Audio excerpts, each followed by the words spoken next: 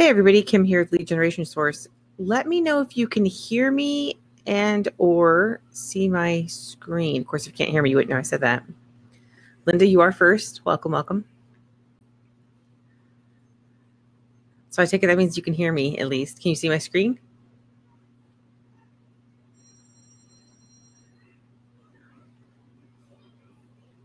Okay, awesome. Thank you.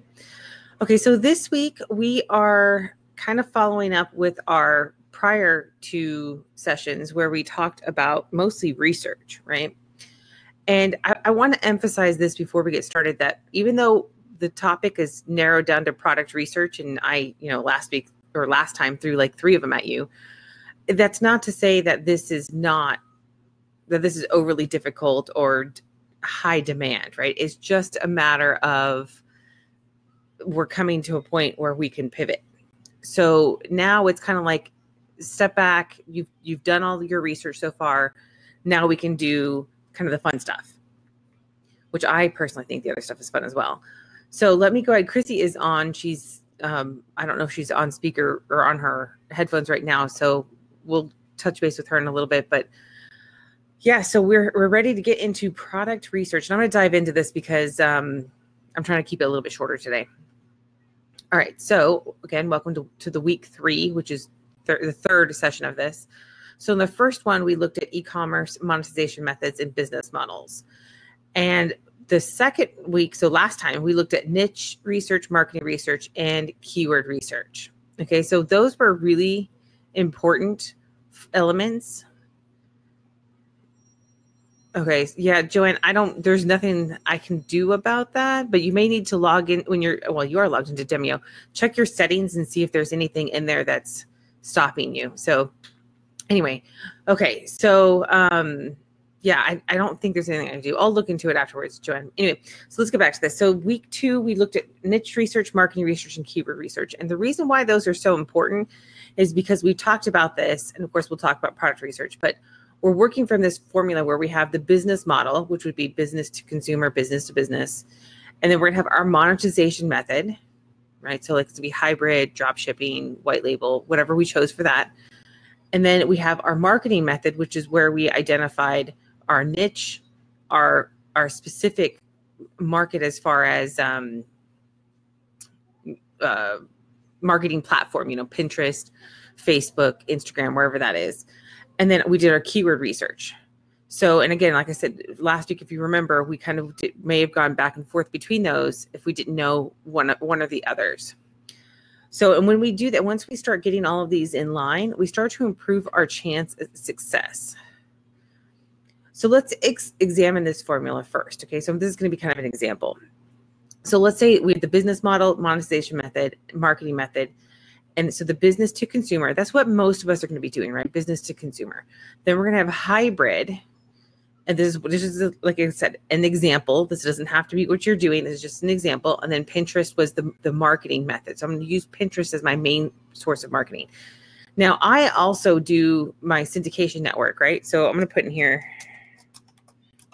plus syndication network. And that is when I have it automate to like a blog post to all of my social properties, my bookmarking sites, etc. And that's because I like those backlinks. So this is automated once I get it set up, so I don't have to worry about it. So I just put that in parentheses because I know that's part of my process. So in this case, I chose business to consumer, and it's easier because of marketing. We talked about this during the first week, that when you're looking at your marketing, business to business is a lot harder to do because we just don't have, a lot of that is set up to be so you pay for it because that's just the way the world works right now. But if you're going business to consumer, there's a lot of platforms like social media platforms that we can be on. So because of that, and because my particular niche that I chose, again, this is just an example, it fit better with business to consumer. And again, this is where most of us are going to be. Then in this example, I chose hybrid, and that's because I wanted the drop shipping model, but I also wanted the ability for custom products. So for example, print on demand. Then I chose Pinterest because my niche market research showed this is the most likely platform for my audience. Now, I'm not going to show you I didn't pick a niche or anything. I'm just using this as an example, right? This is just an example because in all honesty, I did the same research, you guys, and I actually did it completely reverse. So I have a product already, and I'm like, okay, now I already know I'm business to consumer. So I'm like, and I have a product. So how do I, so I already have, it's white label technically. And I'm like, so where do I need to be? So let's actually look at this, right? So this is a refresher on the research. So I actually have my niche. I already have my keywords and everything, but I'm like, where on earth am I going to be able to market this? And I have literally checked every single platform. And this is specifically for my Celtic ornaments. And Pinterest is probably the closest, but even then, there's not a whole lot of like data to say, oh yeah, I'll be successful there or not. I guess I got lucky that I started on Amazon. So that's kind of one of those interesting things that if you're selling on a marketplace, you may find that your marketplace, which this tends to be with Etsy and Amazon, that your marketplace is going to be the majority of your traffic, which is why it's important to make sure that you have your keywords in place and you're targeting exactly what people are looking for.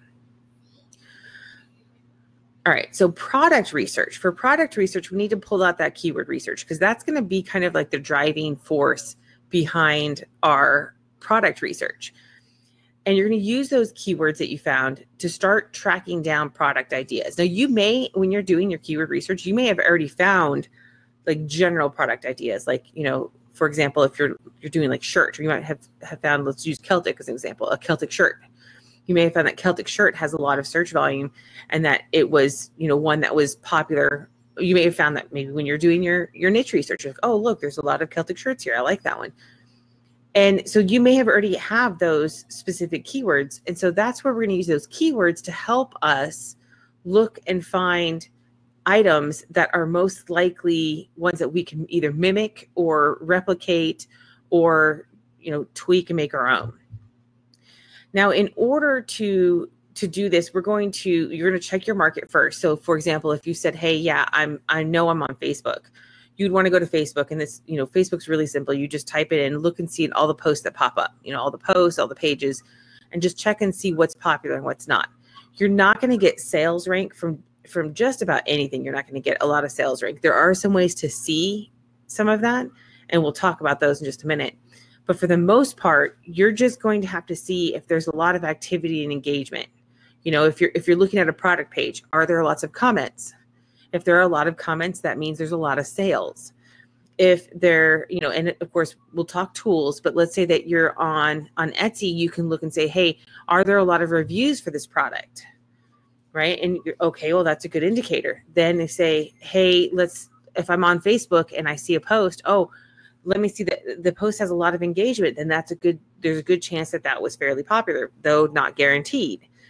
So these are just things to kind of inspire you, because just because somebody else looks successful doesn't mean they are, right? I've seen this a lot where people go, oh yeah, this is my most successful post. And then when you dive into it, I'm like, there's no way they're doing, you follow them all the way to Amazon and you're going, oh yeah, you rank almost last in your category, which means you're not making any sales. And people do that all the time. They're like, they get tons of engagement on the post, but that's because they're targeting engagement.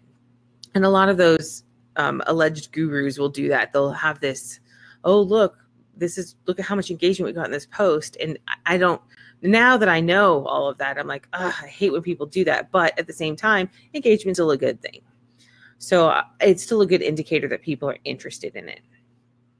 All right. So these are a couple of the tools that we have. It's, DS Amazon Quick Views when you're looking just for Amazon, and I'll pull this up and show you. And there's a free version, and that's all you need is the free version. I paid for the extended version, and I don't even use the extended part at all. Like maybe every now and again, but nothing in the last like 2 years. So I just use the Quick View basic one. Then eRank, which used to be Etsy Rank, and they have a free version, which we're actually going to play with since they've changed it significantly. And then Sorting Social is a paid one, but it's really inexpensive. And one of the creators is actually in Lead Generation Source. That's Peter Fitzer. So if you have questions, you can just reach out to him.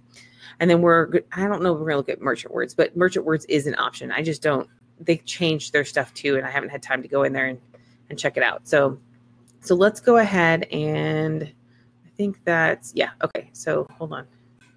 There we go. So let's go ahead and pull in, let's do eRank first, because that's one of my favorite ones here. Oh, Let me stop that. Sorry, one of the tools was searching in the background for me. All right, so let's do Celtic shirts since we were talking about that one. And for the record, I have not done this yet.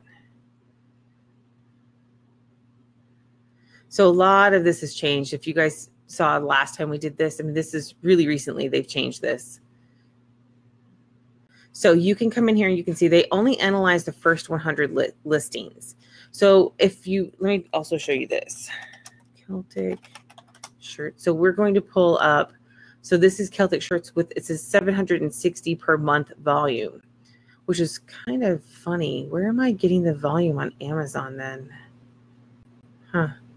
Anyway, so let's say that they come in here and they're going to tell you they don't have any, it says no data available. It's probably because people aren't searching for that on here, or at least not enough for them to track. So you can see the Etsy competition, if it's green, that means that it's less competition with 3,565 listings. That's pretty low. I've seen listings with, tens of thousands of listings come back for a specific keyword. Now, I will say, considering that there are 3,565 listings, and some of these may not even be Celtic shirts, they may be something else, and somehow they kind of got snuck into it. I've seen that too. So you could always go dive in, just do a search and dive into it as well. But the Etsy engagement they're saying is low. So ideally you want low competition and high engagement, but engagement on Etsy is with hearts and everything else. It's hard to tell. Again, like I get a lot of likes on products that never sell. And it's like, what's the point of that, right? I mean, that's not helpful at all. So the engagement isn't necessarily an indicator of something that will sell. They have an average price here. So if you see an average price that's rather low and your ticket price has to be much higher, you may want to dive into the actual listings and see what your competition is. And especially if you have like a specific design or something that you're targeting. But then you've got your average hearts and you've got your total views and your average views, etc. So you can look at that and kind of see, and then you can find other, and we talked about this for keyword research, right? You can look at, sorry, this has changed so much. I'm just like, oh, what's all this? So you can look at all the different ones that are in here where I wouldn't see like custom women's shirt. I wouldn't use that. And of course, Celtic embroidery only if it fits. Celtic knot t-shirt, that if you have a Celtic knot represented on there, that would be it. So you can come in, you can dive into some of these other keywords. Now, the bigger the keyword, so Celtic shirt, Boston Celtics shirt, that's probably Celtics shirt as well. Irish shirt, see, this would be, is this per month on the last screen or year? Per month, sorry, Joanne, for what? Oh, for like up here? I'm not positive. I mean, this is going to be what it pulls right now. So this is pulling the information. But what's the question? Is this per month on the last screen or year? This information. So they analyzed 100 listings, the top 100 listings that they had. So it's not even over a period of time. They've got, well, I don't know how they come up with the average views, honestly, but the total, they have like statistics that they use, and it's just based over those listings. And remember, listings are only 4 months. So at most you're going to have like a 4-month data. And then if this gets renewed, so like, they also have statistics that we won't know how they, like if you scroll over where it says Etsy searches, it says, this is the estimated number of searches on Etsy per month. And obviously there's no data available, but they're pulling information that they're not going to tell us where they pull information from. But they have information that they're pulling in, but it's not over a specific amount of time. It's whatever's listed for those specific listings for however period of time they've been on there. And the top 100 listings is what you want to know, though. And they average it, so. Yeah, because if they're past 100 listings, nobody's looking at them anyway. And obviously those 100 listings are doing something wrong. So again, you can come back in here and they're diving into this. See, it's funny because pro only, and maybe that's why it's not showing this Etsy searches here. No data available, because they must have changed that to pro only. Yeah, they've definitely done some changes with this, but there is still some features that in the free that's good enough for you. Yeah. So. which we can always pull. I'm pretty sure that the Etsy searches pulled at least part of it from Bing data. So if you're using Google data, you're going to get a better idea anyway. So this is just kind of an idea. On top of that, remember, even if they're pulling it from, because remember, they have their own new search, internal search stuff that they've implemented, and they're also transferring everything over to the Google Cloud stuff or whatever. So some of the data ends up being a little bit off. So it's better to have something like Google, I think, as a secondary source or first primary source or whatever. You know what I mean? Yeah. Yeah, I think so too. See, now keep in mind though, is that if you're going with Google data and let's say that this one looks low, right? 760 per month. It's probably higher than that on Etsy, Etsy, because Etsy is a buyer platform. And I will tell you that the part of the reason why Google has gotten so hardcore about showing sponsored products and really driving traffic to their paid assets is because they have seen a huge decrease in buyer traffic. So buyer traffic tends to go straight to the platforms now. They tend to go straight to Etsy, straight to Amazon. So it's unfortunate if we're selling on our own store, but if we're selling on those platforms, that's why, like I was telling Chrissy this yesterday, I think. I said, man, it really is weird. I sell a ton of Celtic ornaments. In fact, I'm out of stock right now on Amazon, mostly because they're idiots and won't get their freaking act together and get my inventory back into stock.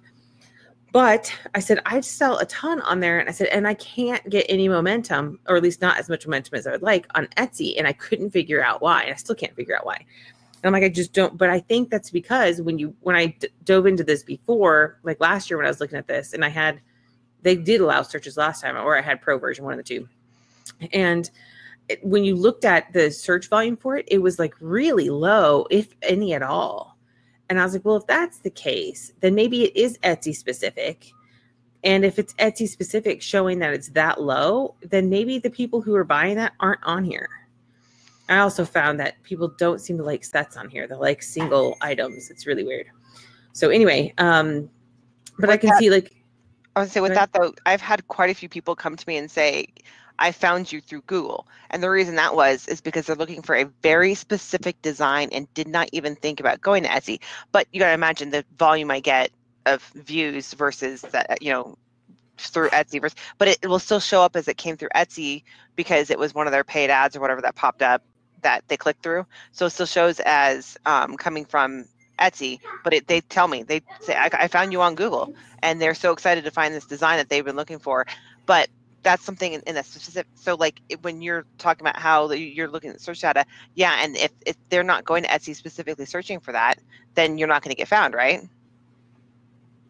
Yeah, I mean, if they're not going to Etsy and looking for that, you mean like on Google? Would they find me on Google? Well, they might. I mean, will they find you on Etsy, or will they find you on Amazon first if they go to Google? Oh, they'll find me on Amazon first. See, and that's my point. So if they are searching through Google for some reason, then they're going to be finding you on Amazon first anyway. So that could be causing some of the momentum to go away, maybe some of the. That's possible. And so, but I mean, that's not bad. I'm just saying that, because you're still getting the sale, but that could be one of the reasons why that's happening. But another reason is that remember that I don't remember, it's been maybe a year now that they've implemented that new search feature that they've got, and it's still learning. So I don't know, and they've had problems and issues and stuff like that, which is could be contributing. But we could just maybe need to tweak your keywords some. Maybe, but I think you're right about that. I didn't even think about the whole. I do rank on page 1 on Amazon for it, so I didn't think about that. But no, Joanne, right now I do not have the pro version on here. You can come in and you can do this. You obviously don't get the search volume, but if we've done our keyword research, we already know what keywords we want. We're not as concerned about the search volume at this point. What I'm looking for is I want to know which ones on Etsy are going to be, like, I need to know my keywords on Etsy specifically. So there used to have more connection to Etsy where you could look at stuff, but completely removed all that. But here's the thing, yeah, you still do all that manually. If you go into the search and you type in your keyword and you come up, you can get some of that information through we might have to redo a video on that, by the way, because that old version isn't even active as far as I can tell. The right. E-rank, Etsy rank, right? Yeah. But yeah, you can go in and you can see how many listings there are, and you can look at the top 100 if you want yourself, and all kinds of stuff. Now the only problem is it doesn't filter out the ads, obviously, but people are and then it might be better because now you're seeing how the ads are popping up, possibly. Some of them are coming up, so those will actually pop up on top, right? So above your top 100. Right. So now you'll see the ads as well, but you have to keep an eye on them because the ones that are ads, those are just people who are paying more. So unless you see like this ad with this high amount, I might look at it and say, okay, well, but that's store 371 total for the store, right, Chrissy? Mm-hmm. Yes, it's the entire store. That's their shop. Yeah. So yeah, they don't do individual ones until you click into it, and then even then, it only shows you if someone's reviewed it. That on the reviews underneath, it'll show you like 1 or 2 or 3 or whatever, how many, depending on how many reviews you have, and then it'll mix in. I mean, mine, I will get a review that because some of the devices only have the ability to do a star rating, no words, right? So I'll get like 3 in a row with no words on it, and they won't even pop up on so if somebody clicks in, those 3 won't even show up. So those 3 might have been given to me like yesterday or whatever, and then but when someone clicks into it, it'll show something that's from like a month ago, right? So they like people like seeing more recent reviews, but the problem is that some people think that 300 and something stars is for that one product, and it's not. It's for the entire shop, and they might not have a single review on that one product. Yeah, and I think that's very misleading on Etsy's part, by the way. Oh, but yeah, Joanne, I'm sorry to hear you're sick, and yeah, just ask questions, and I will do my best to repeat them. I am not sick, but I'm not gonna say fell off the bandwagon for the caffeine withdrawals, but we went to Tongs, which is an all-you-can-eat Mongolian grill, and they have I don't know why, I just can't drink the water there. So, and they don't have anything but soda or water. You can't get anything that's, flavored drink or anything else. So I ended up drinking like a tiny bit of Diet Coke yesterday, which is probably good because I burned all my energy on cleaning the kitchen. Well, the kitchen floor, which was horrible. But I moved like everything out of the kitchen and off the cupboards and pulled the cupboards out, or not the actual cupboards, but so your brain's not full functioning, right? Right. Yeah. And it won't be. In fact, I read an article that said the average caffeine consumer, when they go off caffeine, it takes 2 to 9 days. That's even if you're just drinking like 1 cup of coffee a day, right? They say it takes 2 to 9 days to have the withdrawal go over it. So imagine if I'm drinking as much as I was drinking. Oh my gosh, it's probably gonna take me like months. So anyway, so you can come in here and you can search and look and see which ones are showing up first. Now, again, this could be because they're optimizing for keywords. So there are no guarantees when you're doing this, right? But the important part is to come in and say, okay, look, I could do this here easily. This one is super easy. $20. I think I could do better than that anyway, and then probably charge more than $20. I know it says glitter on it, but I don't like glitter anyway. But you could come in, you could take a look at it, you could open it, and you could go in. So this is like diving into Etsy itself, right? Oh, look, wow, they've got a lot of stuff, but just one that's there. I don't see any glitter on it at all. Anyway, so they are doing a vinyl decal. You can come in and see, and then you could scroll down. And usually if there's one for the shirt, for this exact shirt, it would be the top. So it's not looking like they have any specifically for this shirt. So they may not be selling this shirt. Right. And then let's see. I'm going to actually go in and see if I can see what they are selling. That'd be really cool in the iron-on foil design. Yeah. So this is what they're selling. So I'm actually in their sales right now. So this is what they are selling. And you could scroll through, and I'm not seeing anything related to that. You could go through every single product they sold and see it. So not all the stores have that enabled, by the way. Yeah, I don't. Because too many people would come to me and be like, I need this. And I'm like, I'm totally sold out of that, Right. No. I know. I don't have mine enabled either because I don't want people. I actually have competitors that like follow my shop specifically for that, for stuff. So I'm surprised they get away with this. This is almost exclusively Disney stuff. I know. I talked to a Disney rep person about that, and they said that, well, you know who I'm talking about. And he said, oh, well, it depends on what they're doing with it. And I'm like, And that's his voice too, you know. So he was just trying to give me this roundabout way of saying that they can't always go after the people who do this. Like they're saying like it's what is it? I don't know. It's just so hit and miss, and there's not a lot of protection online. I was just telling one of the clients about this, is that when you put something online, be careful. Oh, there's one. I just saw one. Was it for sale or is that for their shop? Oh, sorry, I just closed this one. You're what? That last one that you're on, was that the sale still? This one? No, whatever the last page was you were on, was that the actual I closed shop? it. Sorry, I closed it. That's okay. Because if I was gonna say, I thought I saw one that may have sold that shirt, but maybe it was just the shop itself. Was it me coming here to this again? No. Well, okay, yeah, maybe. Yeah, right there. Yeah. So that was not it. So it was me closing that one. Oh, okay. Yeah. Sorry, there's a little bit delay on my end, I think. So, but you could come into any of these and do the same thing if you wanted to. But really, the idea is to get ideas of what's out there. And yes, you want to know what's selling. But again, it's going to be very difficult to know until you start doing some testing. So this is with Etsy. So let's go ahead and close out Etsy now. And we're going to close out eRank. So again, that's one that I would say to see, just to make sure. So I would look at this and go, okay, well, this one Celtic shirt is pretty good. I could come and say Irish shirt. There's a lot more competition for Irish shirt. And you can even see, like, look at these competition numbers, 50,100 just for shirt. That's actually kind of low. That's surprising.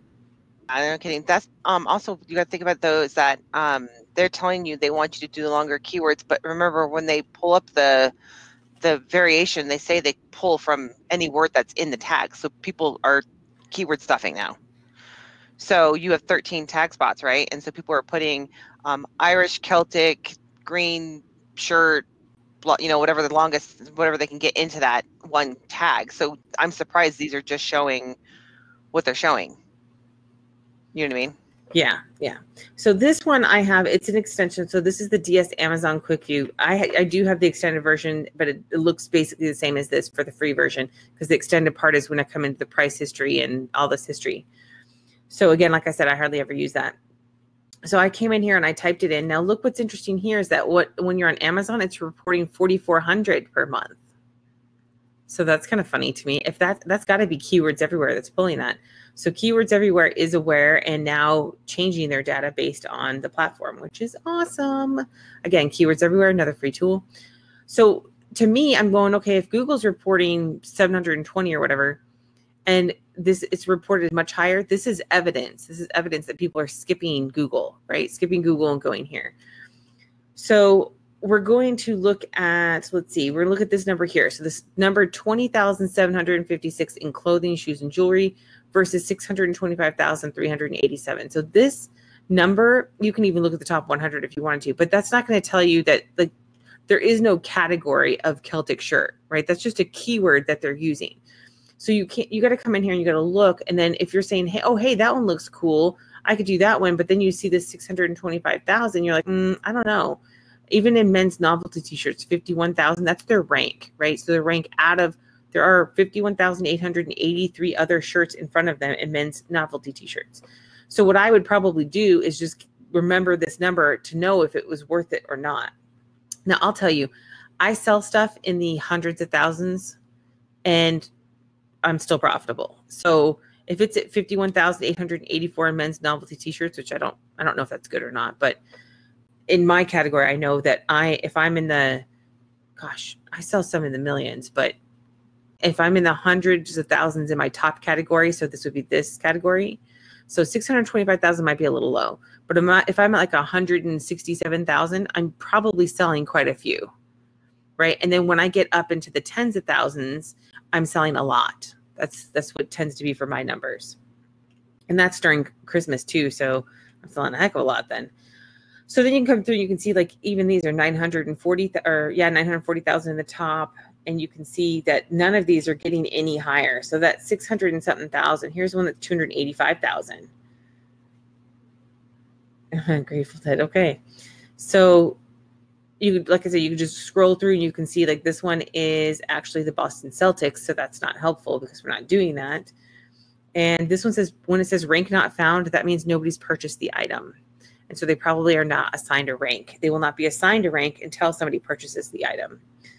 So again, Boston Celtics are winning if we were going to be looking at that. And there's not a whole lot of anything high. Like even this one, 2 million, 1.5 million. So I would probably go in and say, if I were doing, I'd say, okay, let's not look at shirts then. And again, this is not exactly a niche I would go into in the first place if I were to do it the right way. But remember, I did it backwards. So I'm like, okay, still not seeing anything significant. This one's not horrible, 498,620. But again, this would be one I would not want to be looking at something that low. This one's not horrible, 45,413. So it looks like if you can get towards more of the, well, then look at that price though. It's real low too. So $13.95 is really low, and that could be price point that's driving that. So yeah, so that's what I would go is, this would be, okay, maybe I don't want to be in Celtic shirts, right? So if I did my keyword research right, and I didn't do it from product backwards, I'd be able to tell this. So I don't know if anybody wants me to look a specific keyword up. If you do, just pop it in there. I'll minimize this in the meantime while I hop over to Sorting Social to show you guys that one. So Sorting Social, it does run in the background. So I had to, sorry, I've got a bunch of stuff clicked open. So I ran it in advance. I put Celtic shirt in here and I searched it, and then I stopped it when I told you guys I stopped it. And what it does is it pulls in information here. So you can see like this, it used to be, for those of you who know, this is specifically for Pinterest, by the way. They do have, I only have it for Pinterest because that's all I needed it for. But they do have Wanilo or Want Need Love. So Wanilo, yeah. And then Etsy, Facebook, and Wish if you want to do those, and they have different levels of that. I think I paid like $50 for the year to get access to this. And what I like about it is specifically for the Pinterest one, because like Etsy, if I wanted to do it, I could just pay my $10 a month for eRank and I focus on that. And I don't really care about Facebook because, well, anyway, if you do, there's one here, but I have other tools for Facebook. So I only really wanted it for Pinterest. Now this, what it does is Pinterest used to have like likes and loves and saves and shares, and there's a bunch of different stuff. They've all condensed it basically down to repinning, and that's it. So if it's repinning, you're putting it into your bookmarks. It's called save. They're calling it saves here. So they have 78 saves, and they're telling you when it was posted as well, which is, those are the two important things. Look at how you can look at the numbers. So this was 2017. I'd expect it to have more, 488. And these are just designs. I don't even know that they are shirts, but this one says men's t-shirt, so probably is. And you can see this one sucks at their description. And take a look at, so now you can get an idea of a design that is a little bit more popular, right? So this one is, I think I actually have it as a bead. That's funny. So this one has 650 saves since April 2019. That's actually pretty darn good on Pinterest. And then again, you can look at some of these. Now, as somebody who does Pinterest marketing, I can tell you that all of these can be manipulated. So just because there's something that says 266 that doesn't impress me. I have 100 and something on one of mine just using tribes. And then, so if I saw one that were in the thousands, I would be like, okay, that's probably a legit one. But so anyway, this is really a neat tool. You can stick it in there. You wait, it pulls it.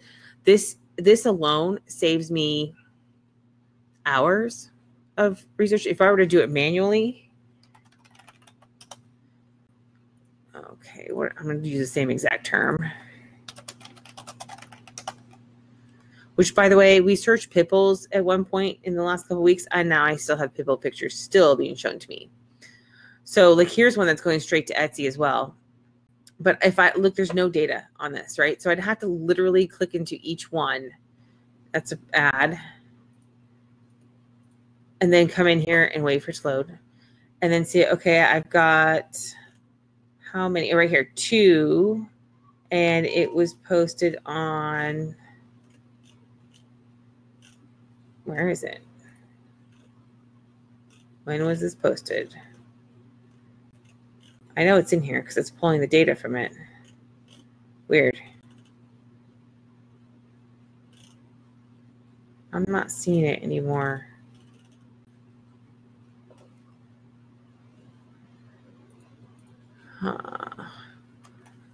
And so this one has 928 repins, it says. maybe. Still doesn't say when. Huh, that's interesting. So they're not even letting you pull that data anymore. That's kind of annoying. Yeah, so you can't, there's so much stuff. That's one thing I do not like about Pinterest is their changes that they're making it's not right. They're making changes that just don't make any sense. So anyway, we'll see what they do. So that's what, I mean, you can't even get the data now. So now if you want to see it, you have to get a tool like Sorting Social. That's interesting. All right, so I'll go ahead and set that one aside, and let's see here. Sorry, I closed something again.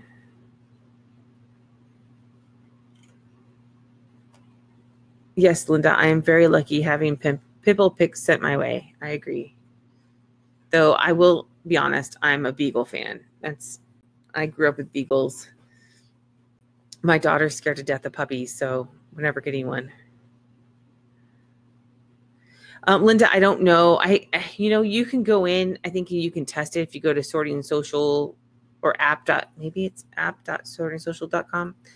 And I think you can test it. You can get it for free for a certain amount of days or discounted or something. But that's typically, I know I've done it before. Since I'm logged in, so it only gives me access to Pinterest. I did have, like I said, I had it before. I had the full version for a while and then just went down to Pinterest because that's all I really used it for. So again, we're not going to cover merchant words because I've covered that in the past and they've made so many changes. I just don't want to deal with them right now. So we're going to skip them, but that's a paid one as well. And like I said, they're increasing their prices. They're doing a ton of stuff. And I'm like, I don't know. I'm not as big of a fan of merchant words as I once was. I still like it. At least I did the last time I used it, but I haven't used it in a while. So they're literally I got an email either a week ago or 2 weeks ago telling me we're changing everything. And I'm like, joy.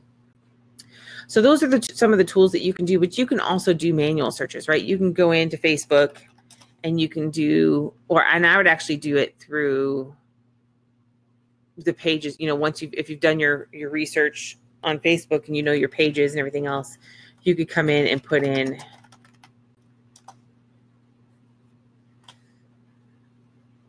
and look at posts. I'm not seeing anything that's significant though. Look, there's nothing on here, right? Here's one comment, one share, 93 comments, 128 shares. Of course, if I were doing my niche research again, I would have nixed this one, but I'm already in it. So I'm not going to be doing any Celtic shirts. So if you guys are like, oh, hey, I want to do Celtic shirts, go ahead. I'm telling you now that based on what we've seen so far, it's not exactly the most profitable unless you have a built-in audience, right? So I say that, and then I'm like, okay, if you have a built-in audience and that's where your niche is, then some of this research is just to give you ideas, right? Then I would just go to Pinterest. I would actually just go to Sorting Social, and I would say, okay, I already have a built-in audience for Celtic, so I'm going to do Celtic, and I would probably just go through them all, right? Celtic shirts, let's do Celtic Christmas, since Christmas is what we should be. And look, they have search suggestions as well. So you can do Celtic Christmas tea if that's what you're doing. And this would assume that you're doing print on demand. So maybe I'm going to do, maybe I'll do Celtic leggings, which again, I don't expect to see much, but remember, if I already have a built-in audience, then, oh, there's nothing there. Let's just put in Celtic. See, I'm only looking for ideas now, right? So what do people like? That's weird that actual Celtic didn't come in. It must be too big. They must need to narrow it down. Okay. Thank you for letting me know. I think I broke it.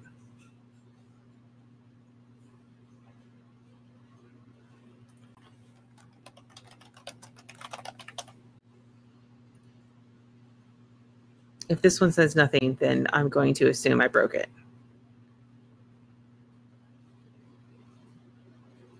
Okay, so now it's pulling up some stuff that says Celtic Christmas, right?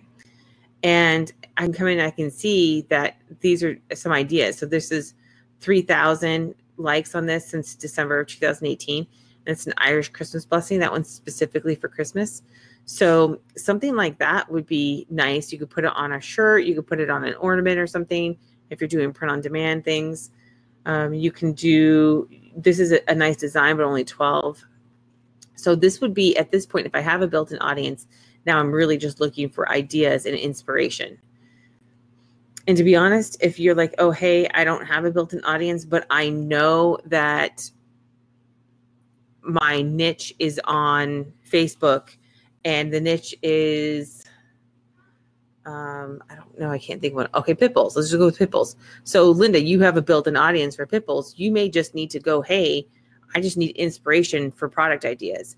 Because here's the thing is that if you can't find a winning product, which is almost impossible to do these days, you're going to have, I take that back. You could go on Amazon. It's easy to find a winning products on Amazon. But you could always say, okay, well, I'm going to pick 10 designs, have them done. Because remember, we're in the print on demand world, we're not actually having them made. We're just going to be designing them, putting them into the software, and the software does the mock-ups for us and everything else. Then we're going to share those out as our products. And then if they sell, they sell. If they don't, 4 months later, we're going to cancel our listings on Etsy, or we just leave them listed on our site and just keep building that up. So if you've done your keyword research and you know that people are looking for Pitbull shirts, then you can just start coming up with Pitbull shirt ideas, right? Just come up with a bunch of them. They don't have to be 100% unique. They could be word-based. They could be whatever. But that's a way to kind of help narrow it down and say, hey, is there engagement, or are there people already liking something that I can do that's similar, right? So product research in and of itself is a little bit more time consuming because you're looking for ideas. But when push comes to shove, what you have to do in all reality is test, right? You have to get your information out there. You have to get and if you're like, oh, hey, I have 5 listings and, oh, I'm not making any sales. Well, there's 100 different reasons why that might be, especially if you're on a platform. And it might not even be like, let's say you're on Etsy, like for example, my Celtic ornaments. I'm not selling very many. Gosh, I don't even remember the last time I sold some on there. It's been a while. On Etsy, like I can't get as much momentum on Etsy, which you think I would since they're more of a crafty item. But on Amazon, I sell a lot of them, right? Especially at Christmas time, I sell a ton of them. So I go, okay, obviously there's a demand for the product, but of course it's a lower demand. It's not one I make millions off of, but I'm like, okay, there's a demand for the product. So how on earth am I not able to sell on one platform than the other? So I already know that it converts, right? So now I have to look at what am I doing wrong on Etsy, right? And if I ever get time with Chrissy, we'll actually sit down and she can analyze it and go, here's what you need to do. But we honestly have never done that, even though she's mostly because I just haven't had time either. We may do that as a case study or something and then, share that in the Etsy course. So, all right, but that's basically it for product research. It's literally just looking around. Now you could go to eBay if you're like, oh, hey, I want to check eBay. You can. The one thing I don't like about secondary sites like that, and what I mean by secondary is like they're mostly resale and used stuff on there, is that you may be seeing like vintage stuff that people like, and you're like, oh, well, and which is not horrible, right? If you see, especially for a shirt, if you're like, oh yeah, that vintage design was really popular, you could use that as inspiration for a new one, for a modern design, and make it more vintage looking, right? There's a lot of people that do that. In fact, that's one thing they tell you when you're doing the merch by Amazon. They're like, oh yeah, do words and make them vintage. Like that's really popular. I don't know why. Vintage stuff is like in. So there's a lot of different ways. There is no one way. What you have to do is just keep trying until you match that. But if you've done this, you're doing business to consumer, you've identified the monetization method it works best for you and your market. Because again, I just did that and I'm like, ooh, I don't know if print on demand for a Celtic shirt would be the best, because there's a lot of cheap ones out there that people still aren't buying. So again, I still wouldn't do that one as a niche. But let's say that I did identify one and I said, oh yeah, it's a higher price one. It works with my hybrid model. That's my model. And I'm going to be on Pinterest. That's going to be my most one. I'm going to be selling I'm going to sell on Etsy instead of my own site, maybe, right? And that's of course up to you and whatever monetization method you choose. And we'll talk more next week about the print on demand model. So anyway, you're going to find that stuff as you start to see those, that they work. But what I see a lot of people do is that, and I'm not going to say a lot of people in our group because it's mostly from other groups, and they'll go, oh, well, I made this design and it's not working. And they spent a lot of money on it, right? They'll spend like $50 paying for somebody to do it, and then they'll do something else, and then they'll have somebody pay for mock-ups, and it's just insane at how much effort they put into something that's never been tested. And they have no reason. And they're like, well, we're like, well, what research did you do? Well, I didn't do any research. I just like this design. Okay, so who are you going to market to? I don't know. I'm just going to put it on Etsy. Well, what are your keywords going to be? I don't know. That's the majority of what I see. And that's the reason why that's why 90% of people fail, is because they're not doing any research at all. So if you even just take the extra step of fine-tuning your keywords, you can have better luck than somebody else, because most people are not going to take the time to do the research they need to do. So if you're like, I already have a design and I think it's going to be good, because think about it. If you like it, somebody else is going to like it too. I'm sorry, even though we're all unique. I mean, heck, I have a twin sister and we have the exact opposite taste and stuff, but we both still have tons of people that like things that we each like that are completely opposite. Right? It doesn't matter what you're selling. More than likely, you'll resonate with somebody if it's a good enough quality, and if you like the design, it's more than likely going to resonate with somebody. So it's just a matter of getting in front of those people. Right? Now, is it going to be a lot of people? Who knows? That's all the testing part. So Linda asks, is Printful still your best advice for print on demand? Yes, it is. And next week, we'll actually talk more about that. So, and I want to emphasize that this is going to be the only e-commerce monetization method that we're going to cover in this particular series. And that's just because, well, how do I say this without sounding like I don't want to? So selling on Amazon, even though I'm actually pretty darn good at it, and I sell quite a bit during the holidays, that is not... like, my specialty is on marketing. Like, I really do. That's why we sell so many, right? It's because of the marketing. Yes, I got lucky and designed a couple of things that people like, and I was able to follow the instructions. But because of my marketing skills, that's what got me in front of people on Amazon. And I got there early enough that I've secured my place for as much as I can so far. And I run ads, so it's not all free. I do run ads on Amazon. That's part of the Amazon strategy. But because I do essentially a white label model, everybody's, why can't you teach me that? Because I do not do it right? I do it. If somebody were to come to me and say, hey, I want to start a laser engraving company and I want to sell ornaments on Amazon, I would now tell them they're absolutely insane. I'd say, look, you need to figure out something with a better margin, something with, and that's because what I know now. And this is the only reason why we're not shifting our strategy, is because it's too hard to change everybody in our system. So like my partners and people involved in it. But if you were to come to me and say, hey, I want to do white label and I want to sell on Amazon, I'd say, absolutely. I think that's probably the fastest way to get a lot of money right now. For the next few years, we've got a golden opportunity still online. And I don't know if you guys have seen the numbers. It's like amazing how much, like, Amazon does like 50% of the e-commerce sales out there. It's insane. And I think back to the days when nobody knew what Amazon was. And I'd be like, oh yeah, I just bought my school books. Oh, really? Did you have to pay? No, I got them for like a third of the price. Oh, where'd you buy them from? Amazon? That was me back in like 1999, 2000, right? And everybody was like, what's Amazon? And in fact, they make fun of it all the time. Oh, it's like a forest, right? No, it's a freaking online store. Oh, you shop online? I remember those days. I still think back and go, I've been a Prime member forever. Not as long as it's been Prime, because I think it was actually Prime before I was old enough to have a credit card. Ow. Sorry, I got something in my back. So yeah, that's why I don't teach other monetization models, is because the way I do it is not the way is recommended for people. So instead, I'm just going to direct you to the experts on it.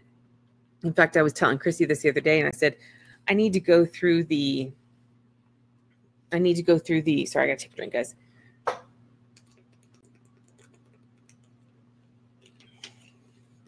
I need to go through the Amazon course again, because some things have changed And I want to make sure that I'm all fine-tuned and ready for Christmas, because I'm already making sales. But like I told you, I'm out of stock. And I'm like, what is going on? There's obviously something I missed on restocking. So Amazon Prime was launched in 2005. Now I have to log in and see what I was, because that's kind of funny. So let's see. Amazon before, because it used to be like $25. If you reach $25, you got free shipping. Right. And that was it. That's all they had as an option. And it wasn't even, I mean, not everyone would even do that because they didn't have all the products and stuff. So, and you didn't have to have Prime, obviously, to do that back then. I can't remember where it tells you how long you've been a member. I'm looking to see. Like, seriously, I've been, let's see. Before I started on Amazon, I was on eBay. Yeah, anyway, so I would say, I think I've been one. So whenever Prime started, I was like the next year is when I started. So it would have been 2006 then. Which is really weird, because I swear I've seen somebody that said you've been a Prime member since 1998 when they were doing a screenshot. They're liars. It was live on Amazon when they were doing it. Wow. Well, I just Googled it. So, Google's always right.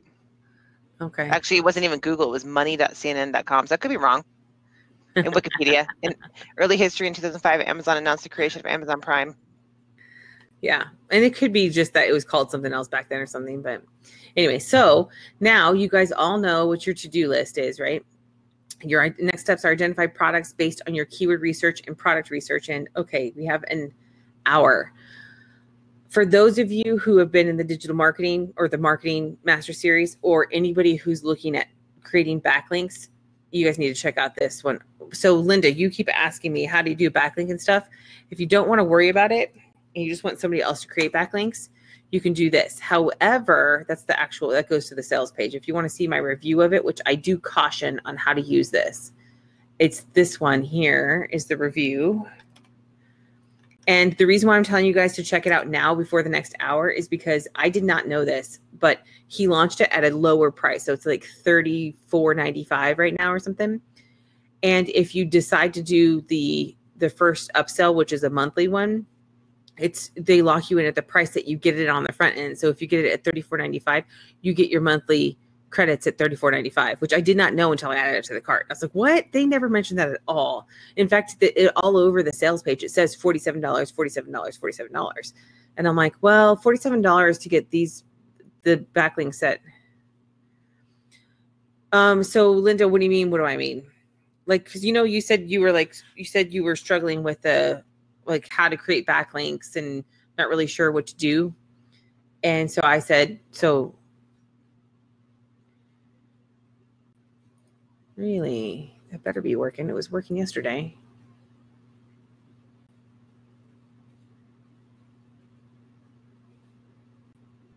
Weird. That's really weird. There it goes. It's just taking a really long time. Here, I'll give you the direct one to it, Joanne. That's the direct one. And that 409117, that's my, if you have that on there, then you know. So, all right. So what they do is, let me see if I can get into it.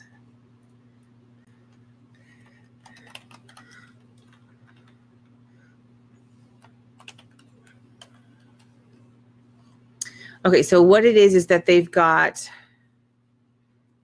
yeah. So that's really weird. I don't know why it shouldn't do that error. It should just redirect you back to something. Okay, anyway, so what they have here is they've got this front end, which is a product where you just basically submit the URL you want. And when you submit the URL you want, and then you tell them, the keywords that you want. So you're always going to have to do keyword research. And then, in fact, I think I might have it up. Let me see if I have it up. I have this up twice. I can close that. Let me see. I have a lot of stuff up that I don't need up, I guess. Dang it. I just have a lot of stuff up.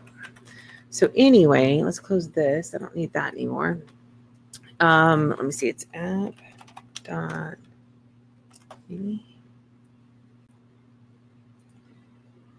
Sorry, now I have even more up, right?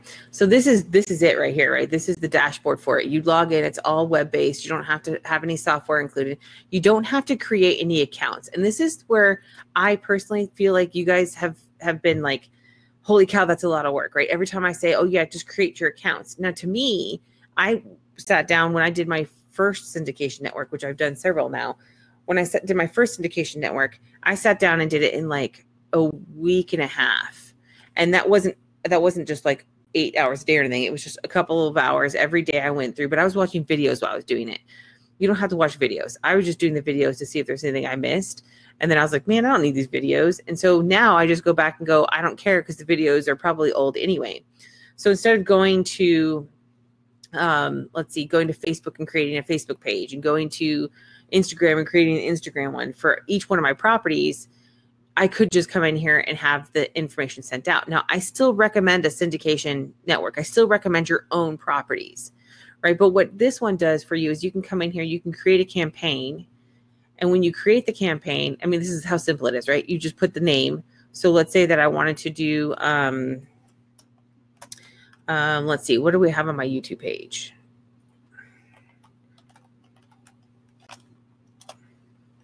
I'm gonna go ahead and schedule some backlinks right now to it. So I'm gonna go to my channel.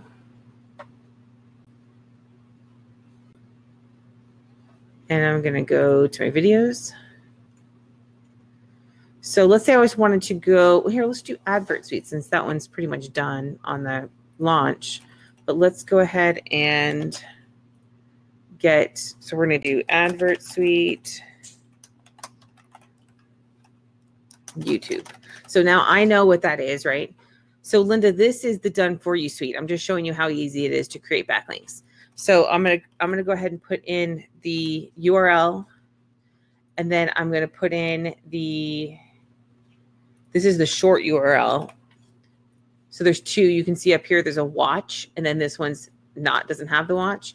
Now he also says in his training, like, take off the S, but I'm not gonna do that. So you could have it this way, and what it does is that it makes it look more natural that way if there's no S and there is an S. So you have 4 different options.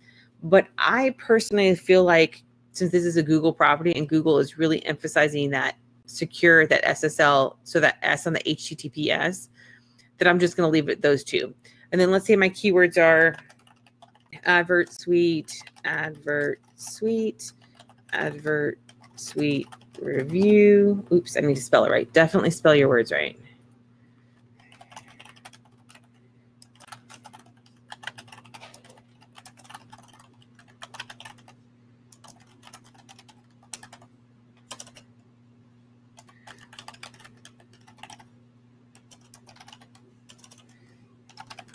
Now, I did all my research in here on my tags. Let's see if I can see my tags. Nope. Oh, yeah, right here. So here are all my tags, which this is from having TubeBuddy on here. So I could come in here and say, what else do I have? So I have like Facebook marketing, find Facebook ads of competitors, right? That's a good one. Find Facebook ads of competitors. That one really describes it. So this aligns, right? So the keywords I'm using here, are ones here. And these are ones, again, I use with Tool Define. So we did all these. Oh, we're going to do demo.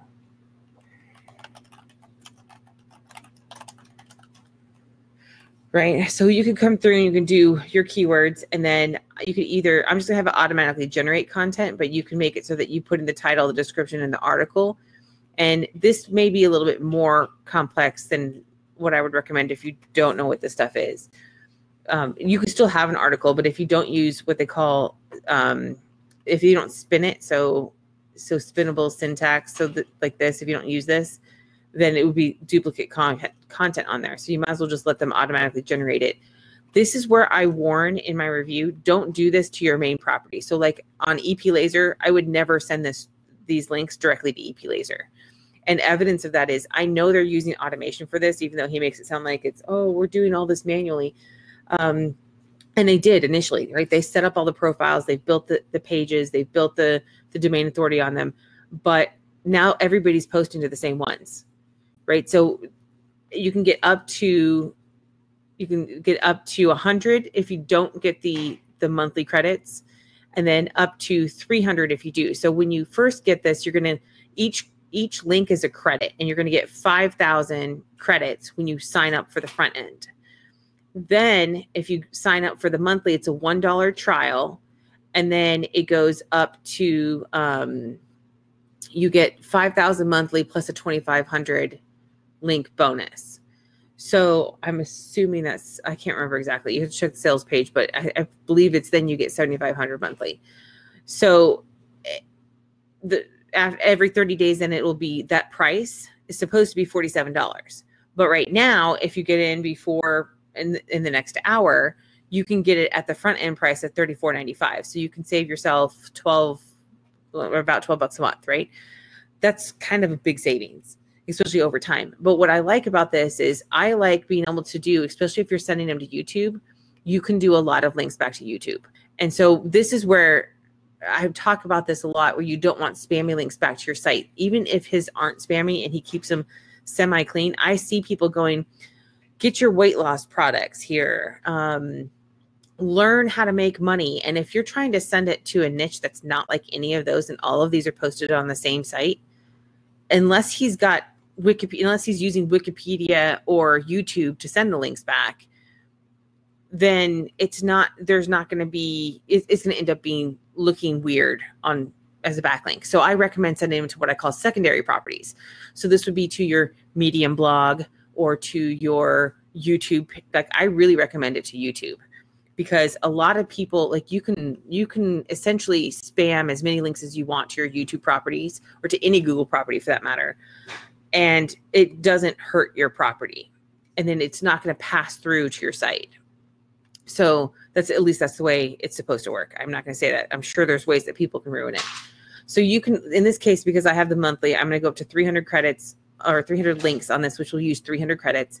And I'm going to drip feed that out over maybe 10 days. And that means that it's going to take 10 days to make these 300 links. And then I also purchased the indexing upsell, which was discounted as well, which was surprising. So it was really nice. Everything was really discounted for the next, about hour. So I did the index links, because indexing links, I have noticed, does make a big difference. Though if you want, like, I was using something called Backlinks Indexer, and they're good, but they cost in fact, let's look at it.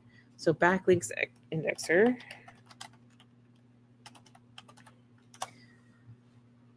This is what I was using a while ago. Not recently. I haven't been doing this in a while because it was just too hard for me to keep up with.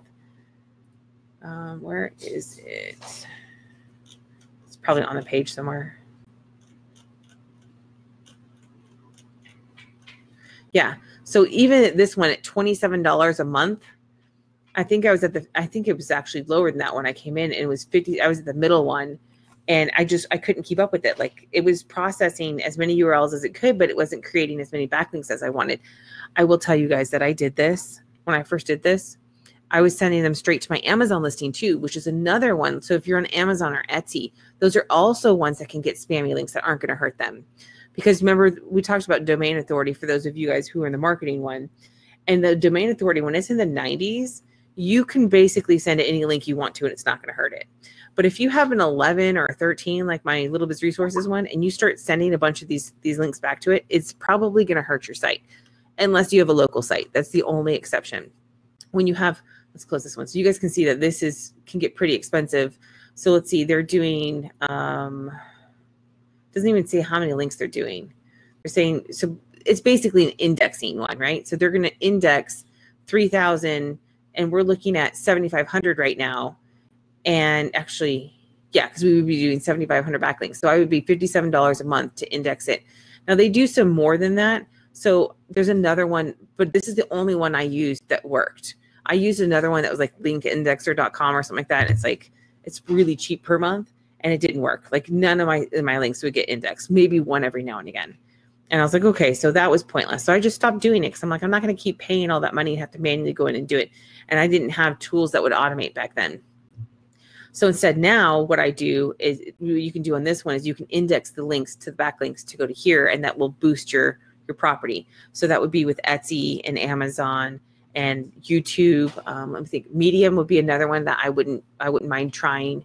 So if you do like a blog post on Medium that links back to your main site, then you could backlink to it galore. So, and you know, I think I had somebody email me and ask me, hey, I don't have a blog site, but I have an e-commerce site. Should I do a blog site? You know, how should I do a blog site? And it's hard when you're first getting started, because if you want momentum, you need that domain authority. So you would want a free resource like Medium or WordPress or Blogger, right? But on the other side, I don't think any of those let you put on your Facebook pixel or your Pinterest tag. You know, you can't link your Pinterest account to them or anything else. So I would say both, you know, and we'll talk more about that when we get into content marketing. But it's something to keep in mind is that if you want to be seen nowadays on just about anything, you need to make sure that you're everywhere. And that's one of the hardest things to do. And so that's why I kind of like this one. But like I said, I would not use this for my main site. I would use this for my secondary sites. So for me, it works well because I do video regularly between Little Biz Resources, Lead Generation Source. I think those are only two, and maybe Arlington SEO Services. I think I might do some on that one. And so, you know, between those three properties, I will easily spend these credits. There's no problems whatsoever. As soon as I create a property, I'm going to come in here and I'm going to tell it to create some backlinks for me, right? That's what makes this nice. And I don't have to worry about it. I'm just going to let it create my content because it's going out to these other properties. It's going to my secondary one. If it were going to my actual property, I would want to control that. And that's where my syndication network comes in handy. So when I combine these, I already rank for stuff just doing what I do with the syndication network. So with my own properties, I already rank on page 1 for several things. So imagine if I can add this in to go to my secondary properties, which then boosts to my main property, right? So that's kind of, we've talked about this before. I know it's like a lot of like details, but you have to understand the way that any type of search engine works is that they need to know what your page is about, and they're not going to take your word for it, right? So while we have on-page optimization, Google looks at it and says, oh, you said, so YouTube even says, you said that this is about these words, but you know what? I don't believe you necessarily. I'm going to go ahead and say, or I believe your site X amount, or I believe your video X amount. So you've been on YouTube for so long, so that's going to make me have so much trust with you. And your videos get viewed by X amount of people, so that makes me trust you a little bit more. But I'm going to trust you less than somebody else because they have backlinks coming in that say that. And so this creates those backlinks that help you clarify what your page is about. So now you can say, well, look, my video that I posted, when I say page, I mean video because that's a specific page on YouTube. So this particular video is about these words, right? These things. Okay, it's about AdVert Suite. It's about the AdVert Suite review, etc. So these are the words that are going to come in. I don't care about the content as much in this for this particular one. If I did care about the content, I would go in there and change it. Then I would say, okay, the more links, the merrier. You cannot send 300 links to your site in one day. It's just, Google will know it's getting spammed, and they'll just probably de-index you eventually.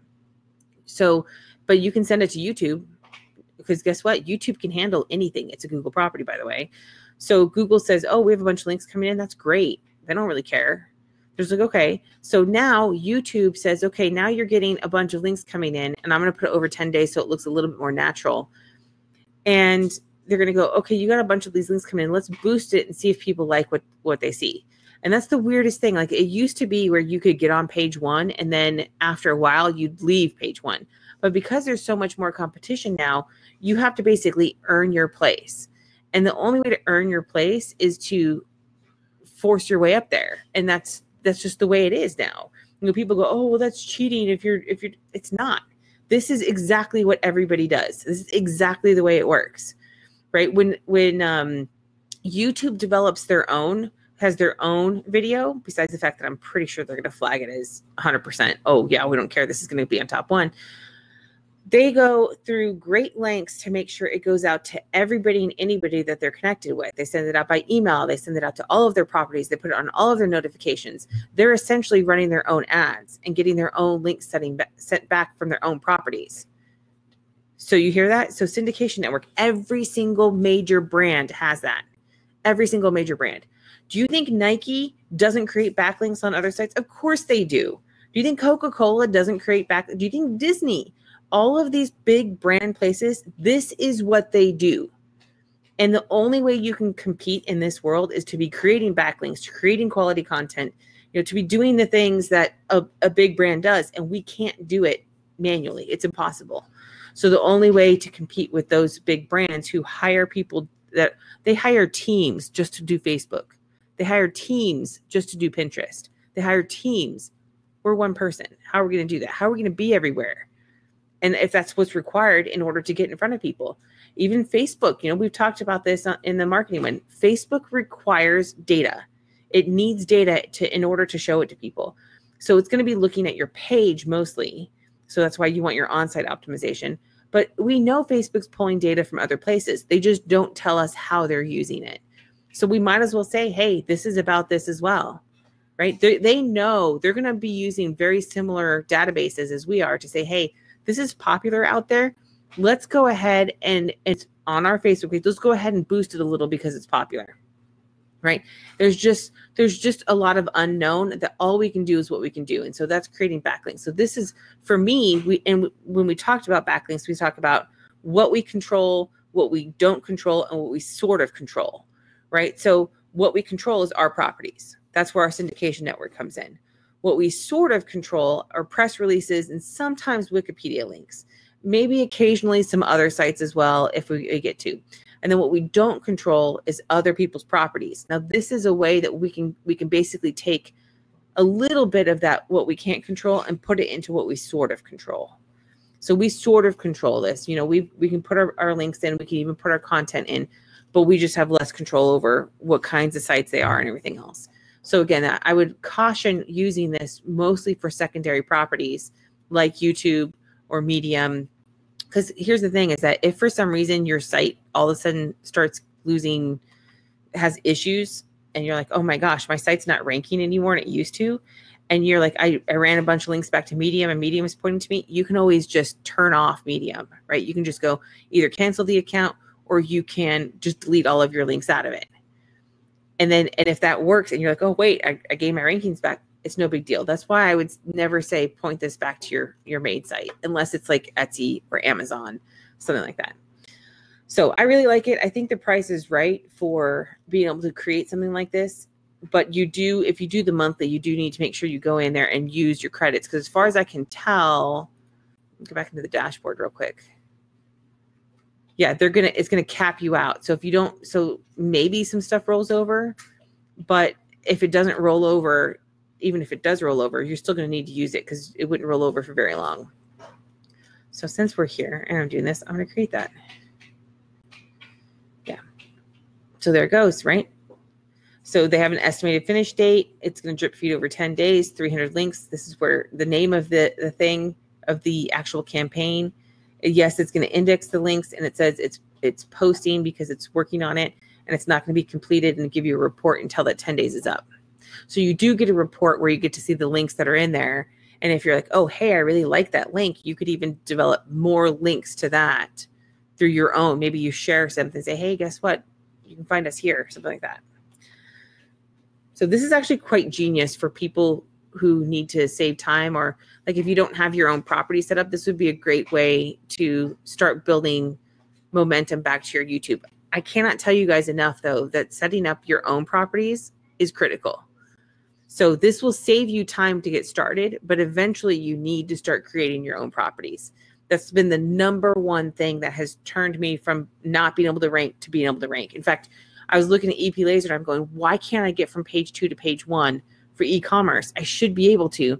I've got everything going. I've got my SEO boost working, and it moved me up from like page 6 to page 2, right? So just using my SEO boost moved me from 6 to 2. And I was like, okay, how do I get to 1? How do I get to 1? And I forgot that I never set up my Google My Business account. And I was like, oh yeah. So I just did that the other day. So once that's connected, just in time for Christmas, by the way, I should be able to start ranking on page 1. And so it's exciting, you know, it's exciting to be able to get up there and say, hey, I'm getting some traffic finally. And that's, in fact, speaking of traffic while we're on here, no, in fact, you guys need to go. You guys need to go. We'll talk about this more on next week. It's already 4:15. Oh, Joanne's got to wait.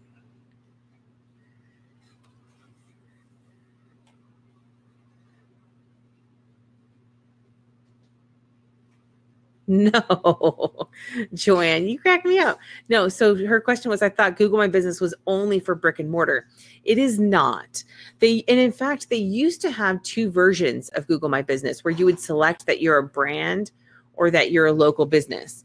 But it basically treats every single business as a local business, but you don't have to have a physical location. So while that doesn't sound very promising, if you're like, oh, wait, well, I don't know if I sell to anybody around me, which by the way, I do. So I don't have a problem with that. I'm in a major metroplex. Of course I sell around me. But you are a local business. Where you are is a local business, right? You just may not have open doors and have people walk in. So you don't publish your address, and it walks you right through this, by the way. It walks you right through. Do you want to have this information public? You know, I just did it last night for EP Laser, and I was like, oh yeah, this is way easier than what they used to have. So it's like the easiest ever to get on Google My Business, but you do have to provide them with a physical address they can send a postcard to, and they need to have a physical address to know where you're at, but they're not going to publicize that because they won't take a PO box. I don't know why they won't, but anyway. So yeah, I just did it and I sent it for my address, and I'm confident they're not going to post it because they haven't in other places as well. So it's really neat to be able to go in and say, like, for my local business, I do rank on page 1 for local keywords, and I haven't done anything. All I did was just create it and put it on there. But because my site was good enough, I'm in like spot 4 and 6 and 8 for several keywords. And I'm like, oh, if I want to get to the top 3 and I want to be in maps because for a local business. But yeah, so you can use Google My Business for any type of business. You just have to make sure that you can verify it with a postcard, which means give them a legitimate address to send a postcard to. It could be somebody else's house. They don't really care. They just want you to be able to collect the postcard and put the information in, which is another reason why you should create it and claim it, because anybody can do that. And if somebody else claims yours before you do, like if they go in there and they create your business, it's just, you're never going to be able to get it back. Yeah, Joanne, that's why a lot of people and places don't, they don't. Yeah, see, it's really cool. And here's the thing. It's a Google property. It's a Google property. So now Google knows that you're a legitimate business because you've gone in there, you've claimed your business, you've given them that information, you've volunteered it to them and said, hey, I don't have a physical location, but this is my business. This is what I offer. They'll ask you for service areas too, which you can just put USA, by the way. I didn't know that until I got 15 of them typed in. And I was like, why? How come they don't have what? Let me just put in United States. And I was like, oh, yeah, that's an option. So you could even do, I'm sure you could there's probably a worldwide option as well, but don't limit yourself to cities like I did for the first 15 entries. Because I'm in a metroplex and I was like, oh my gosh, this is going to take forever. But like I said, they've made some major changes, so it's super easy. Super easy. And if you guys get stuck, just message me. Just message me, preferably with a screenshot, so I can be like, oh yeah, that's what you do. But yeah, having your own properties, critical. If you want to rank on page 1 or you want to rank anywhere, you should definitely do that. Like,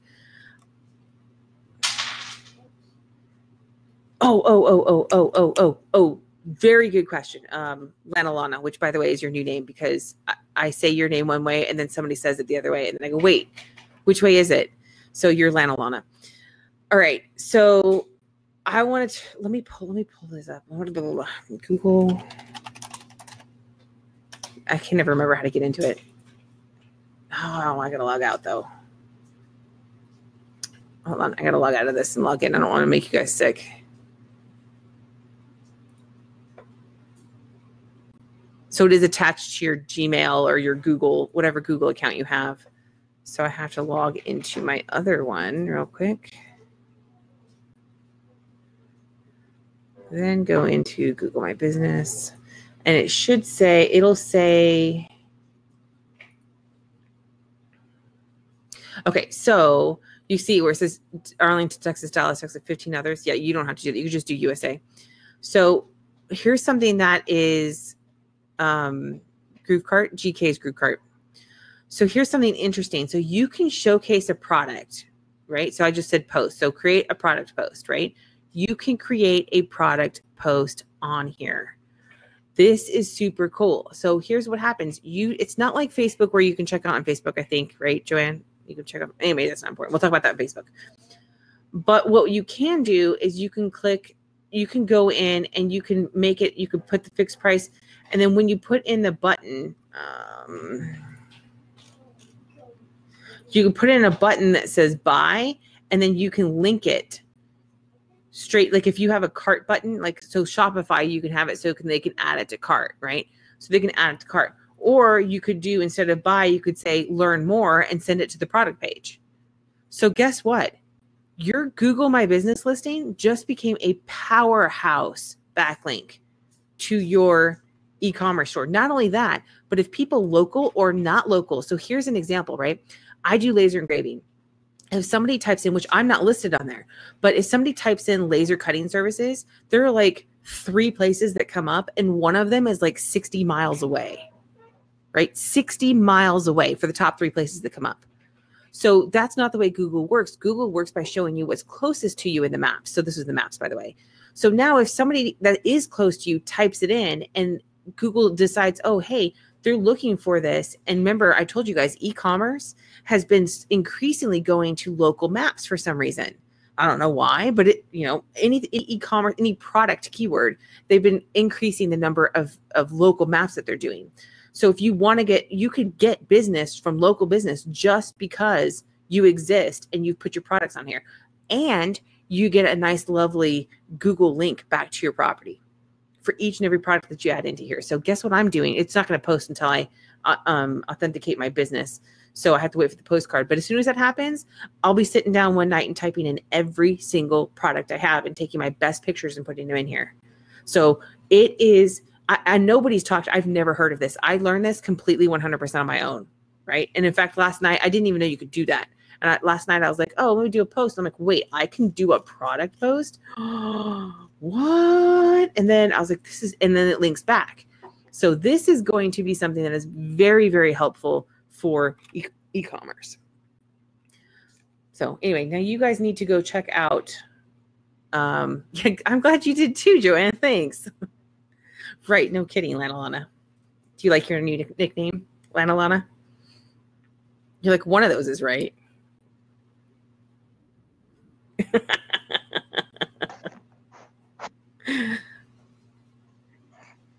Now, I have to tell you, though, Lanalana, that Chrissy and I were always Kim Chris or Chrissy Kim. Like, always. Like, nobody ever knew who we were. So that's the way it was. It was like, they're like, hey, Kim Chris. Or they'd be like, hey, Chrissy Kim. Or whatever. So it was like, we've always been like that. There you go. That's how you remember it right there.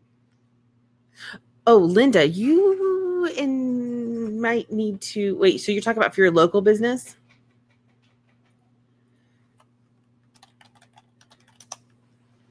Oh, why'd I go to maps.com? I don't want maps.com. I've never been there in years. Okay, so tell me the name of it again. I know I have it. I just can't remember it. And in fact, it's probably in here as a search thing. It's 5-star buildings, right? See, I got that before you even typed it, right? Tell me what city. Windsor, okay. So your listing is in here. So you need to figure out how to manage it. Somebody obviously has claimed it. If this is the right address. Maybe that's the website person she has. Maybe. Yeah, so they need to add the website though, because I actually type in your website and I'll add it. And hopefully whoever's managing this will get the notification. I do this all the time for people, by the way.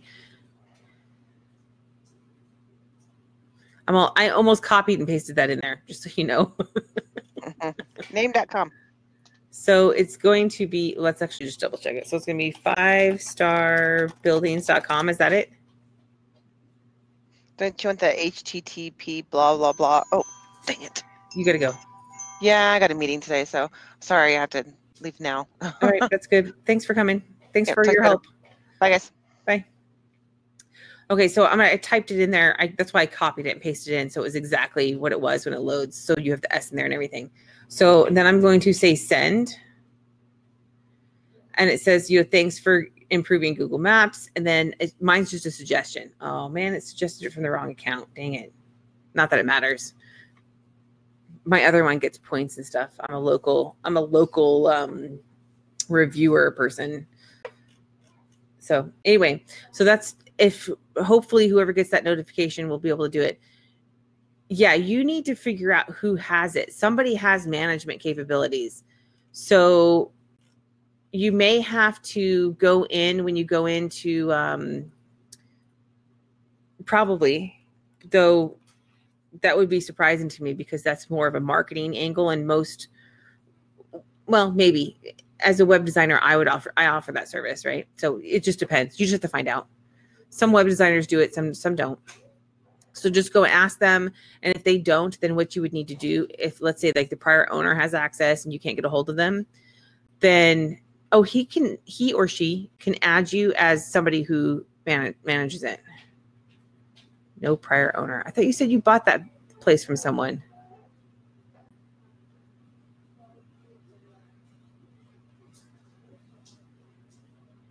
Okay, well, if you can't, you may have to go and reach out to me. I'll have to, that'll have to be something that we may have to walk through how to do. But basically, you just go in and you tell Google, hey, this is my property, and I want to claim it. I want it to come to me instead.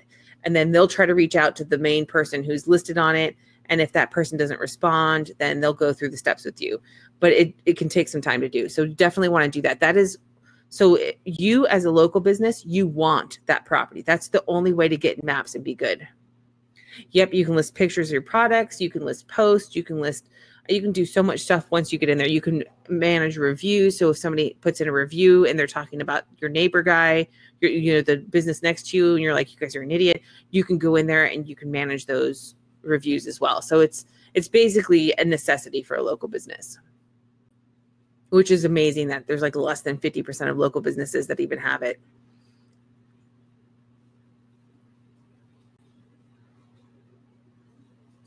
But yeah, that's the kind of stuff that I'm thinking about doing for my local one, is just sharing that kind of information. That's cool.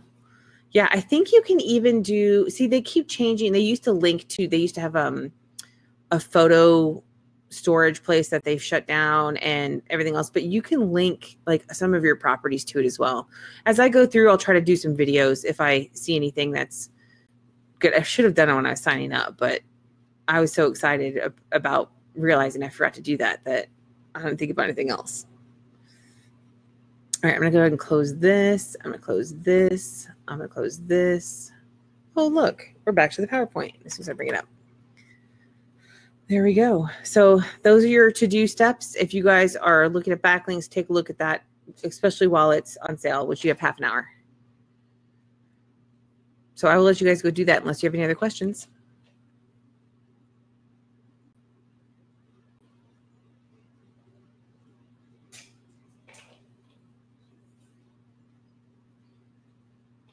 Cool. Good job, Lanalana. Tell me how you like it and where if you're gonna send it to. Wait, you said you're gonna send links. You can send links back to your GrooveCart, by the way. In fact, I would not. I think you asked me that. I never answered that. And the reason why I would say that is because you're e-commerce and you're not gonna have like hardly any competition. But you may also, or instead, want to, depending on what you're doing and depending on your products, try putting a video on YouTube and sending it back to YouTube, and then that'll help you rank your YouTube video, and then you'll get natural traffic from that, and that backlink from YouTube will be way more powerful. So that's another option as well, but you can do it either way because GrooveCart is pretty stable, I think. I mean, as far as because it's hosted, it's still going to be like your individual page, but because e-commerce is not as competitive, it's kind of one of those things. It's just kind of like, you may have to try it and see. But I'm going to tell you guys, especially for my local companies, I used to spam it. No, you would be amazed at how many links I'd spam back, but they never got indexed, right? So only the ones that got indexed would stick. And even then, they weren't that great of links. And I still outranked like everybody in the area. In fact, I still rank that site and I'm not even using it anymore. I haven't done anything to it in a year and I'm still on page 1 for multiple keywords. But that's a local company. So, but that's the same thing with e-commerce, is that e-commerce is going to be, you're competing with a lot of backlinks. So if for some reason you don't get any momentum, then we'll have to do some other tricks, but it'll just depend on your keyword research. And if you haven't looked at the marketing stuff, you want to look at domain authority on your comparatives. So like if I were doing Celtic ornaments, right? And let's see, I'm going to do the Moz up there. I clicked you. Oh yeah, I'm gonna have to close it in a minute because I can't do anything on Demio that way. Yeah. Okay, so now you're on. Okay, so you hit refresh if you open it like that. Oh, good. Okay, so I'm sorry. It does, for some reason, when Demio is on, I can't get the domain authority thing to work. That's why I have to screenshot it. Like there's something wrong with it. Like it's telling me it over here, but it's really weird. There's got to be some sort of, because Demio has its own extension in here. There's got to be some sort of conflict with the plugin, with the plugins. So anyway, you would want to look at the domain authority. And if your first page is much like mine is, like all of these, look at Wikipedia. This is like the one with the lowest, I think. And then all of these though are big. Even that one's pretty big. There's nothing that's down low, and I'm at like 5, right? So my site is not going to rank on page 1 this year. Well, maybe it will. I wasn't even ranking, and I got it with my SEO boost. I got it to rank in like 80 something. So now I'm hoping in the next, month or so, I'll get it up to the first page. I'm hoping. I'm going to try. If not, I'll just dominate on Amazon. What do I care, right? It all sells. So anyway, so for the replay, anybody who's interested in more about the backlinks and everything else, definitely join us for our marketing series. And I will have a link in the description because you're probably on YouTube watching the replay. So that's it for today. Thanks guys for coming. And if you guys have questions, please message me if you want to. You can send an email, but I'm going to warn you, I get email inundated and sometimes I walk away from it. So Linda, good. I'm glad you always learn something. I would love to be able to get, like, for some reason, SEO, because I've been in it since literally like 1999, that it's just so easy for me that when people talk about it, I understand like 99.8% of what they talk about. There's a couple of people that just use weird words, but it's all really, really simplistic. It's just the complexity comes in how you do it. So that's my favorite thing to do. But I also like designing stuff and selling it. So how do I combine the two, right? Well, Linda, I think you actually get quite a bit when you're asking questions like, how do I get my Google My Business for my local company? That's a good question, right? I mean, that's a very good question. And hopefully whoever's managing it will authorize that your website to be added on. But if not, find out who manages it and grab it. Say, hey, I don't need you to manage it. I'm going to do it myself. And then get in there. It's so easy. It's so easy to manage. It's like, I feel bad charging people for it, right? Because it's so easy. The backlinks, yeah, I mean, hey, if it'll still be around. It'll just be at a higher price. So if it's like, hey, you just aren't ready for it, that's okay. Like I said, it's still gonna be around. It's just for those of you who are like, oh, hey, yeah, I do want this. You can get it at the cheaper price. So, okay, well, I'm going to let you guys go because my husband is already here and all I did was move the table and I have a bunch of stuff I have to move. And my daughter's looking at stuff that I should probably check on her.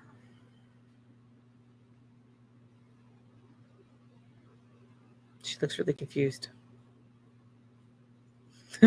She's making faces at me. Oh yeah. I'll ask her for a joke next week, definitely. All right. I will tell her that you guys. Hey, everybody says hi to you, Cassandra. No, it's gonna take too long. I gotta get off. Okay. You can come say hi. Okay. Hi.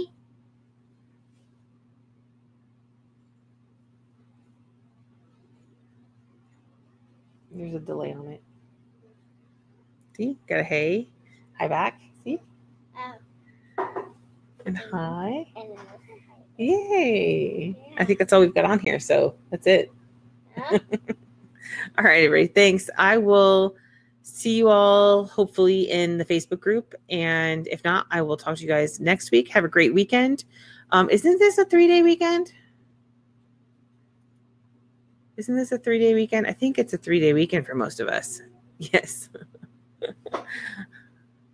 Good. Well, hopefully you'll get some stuff done. Yeah, Labor Day. Yeah, that's right. That's what I remember. Hopefully get some stuff done. I know I've got a lot planned, so it'll be good. Well, everybody take care. Have a safe weekend, please. And we'll see you next week, if not the week after for the e-commerce one then. All right. Now I got to figure out how to stop this. They change everything again. Well, bye.